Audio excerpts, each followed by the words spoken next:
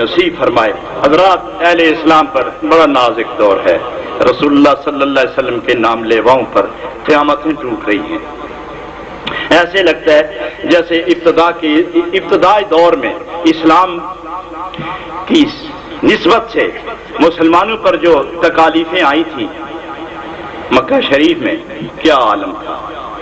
اسی طرح آج پھر فلسطین میں کیا ہو رہا ہے، عراق میں کیا ہو رہا ہے، افغانستان میں کیا ہو رہا ہے، کشمیر میں کیا ہو رہا ہے، چیچنیا میں کیا ہو رہا ہے، بوسنیا میں کیا ہو رہا ہے، انڈونیشیا میں کیا ہو رہا ہے، دیگر الجزائر میں کیا ہو رہا ہے۔ یہ تمام مسلمانوں پر ہلاکت آفرین حادثات واقع ہو رہے ہیں۔ سب کو اجتماعی طور پر توبہ کرنے کے ساتھ ساتھ نبی پاک کا واسطہ اللہ کے دربار میں دے کے کہہ دو، اللہ جو کافر ہمیں مار رہے ہیں ان سے ہم گنہگار ہو کے بھی تیرا نام تو لے رہے ہیں نا، تو اپنے نام لیواؤں کو اپنے دشمنوں کے ذریعے پٹواتے ہو ہمارے گناہ کی معافی فرما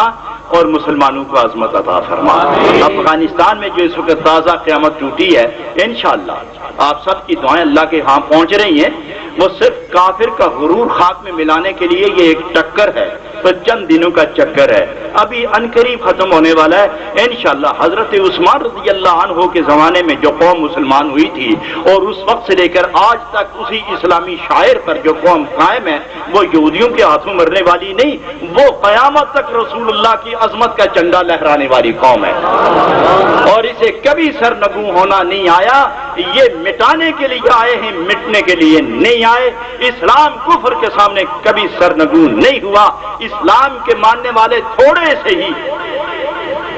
سلطان سلجوقی مشہور بات ہے کہ 6000 کا لشکر تھا اور مد مقابل عیسائی 50,000 تھے۔ سلجوقی مسجد میں گئے، چٹائیاں ہٹائیں، زمین خالی کر کے فرش پر ننگی پیشانی کے ساتھ سجدہ کر کے مسجد کی مٹی پہ ہاتھ مل کے اپنے چہرے کے ساتھ مٹی ملی، اللہ کی طرف منہ کر کے رسول اللہ کا واسطہ دے کے عرض کرتے ہیں، اللہ ان 50,000 کے ذریعے ان 6,000 سجدہ گزاروں کو تو مروا دے گا۔ یہ رسول اللہ کا نام لینے والے ان کی تلواروں کے سامنے آئیں گے، تو ان کو غلبہ دے کہ یہ تیرے نبی کا نام لے کر قرآن کی عظمتوں اور ایمان کی شجاعتوں کی داد دیتے ہوئے یہ تیرے نبی کا دین کا جھنڈا ان سب پر پھیر دیں اور آج اسلام کی آبرو قائم فرما۔ برستی آنکھوں سے باہر نکلے اور اسلام کے شہدائیوں اور لشکریوں کو فرمایا کہ میں نوید مسرت لے آیا ہوں، 50,000 نہیں 50 لاکھ بھی ہوں، یہ 6,000 رسول اللہ کے شیر ان پر غالب آئیں گے۔ لڑائی ہوئی، صبح شروع ہوئی، غروب آفتاب تک لڑائی جاری رہی، 45,000 کافر مرے اور 3,000 مسلمان شہید ہوئے۔ آخر آج تک اس کا اسلام کا وہ جھنڈا جو اس نے گاڑا تھا اس کی لہریں آج بھی نظر آ رہی ہیں۔ افغانستان کی حالت بھی یقیناً آپ ایسی ہی سمجھیں کہ ان شیروں کو، ان بھوکے شیر، انہیں کچھ بھی نہیں ہوگا، صرف جو باقی بندہ مسلمان ہیں ان کے جذبات کا امتحان ہو رہا ہے۔ ہم جا کے تلوار لے کے تو نہیں لڑ سکتے، نہ گولی پہنچا سکتے، نہ بم مار سکتے ہیں، خدا کے ہاں 2 آنسو ڈبا سکتے ہیں نا، فریاد تو کر سکتے ہیں۔ آؤ اسی بات پر اتفاق کرتے ہوئے اللہ کی بارگاہ میں دعا کرتے ہیں، الہ العالمین جہاں جہاں یہ مسلمان آباد ہیں، یہ سجدہ گزار، یہ قرآن خوان،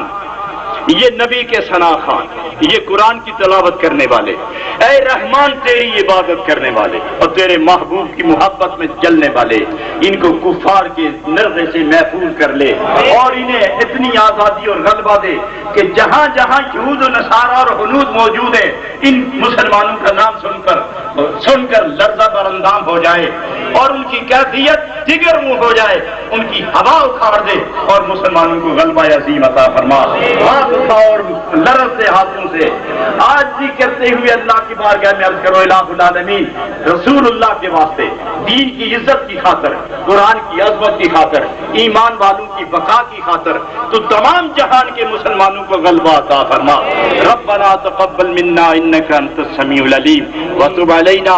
انک انت التواب الرحیم۔ ربنا فاغفر لنا ذنوبنا وکفر عنا سیئاتنا وتوفنا مع الابرار۔ اللہ اس قوم کفار پر مسلمانوں کو غلبہ دے، یہود پر مسلمانوں کو غلبہ دے، ہنود پر مسلمانوں کو غلبہ دے، سکھ یہود اور ہندو پر مسلمان کو غلبہ دے، مسلمان کو مسلمان سے محبت و آشتی سلو دوستی عطا فرما، انہیں قرآن سے محبت عطا فرما، انہیں سجدوں کی لذت عطا فرما، انہیں نبی پاک علیہ الصلوۃ والسلام کی محبت کے نور میں غوطہ زن فرما، انہیں اپنی یاد کا نور عطا فرما، انہیں اپنی محبت کا سرور عطا فرما، انہیں اپنے عشق کا وہ نشہ پلا کہ انہیں دنیا و ما فیہا سے بے نیاز ہو کر یہ صرف تیرے اور تیرے ایک محبوب کی ہو کے رہ جائیں اور دنیا ساری ان کے قدموں کے نیچے آ جائے۔ ربنا تقبل منا انک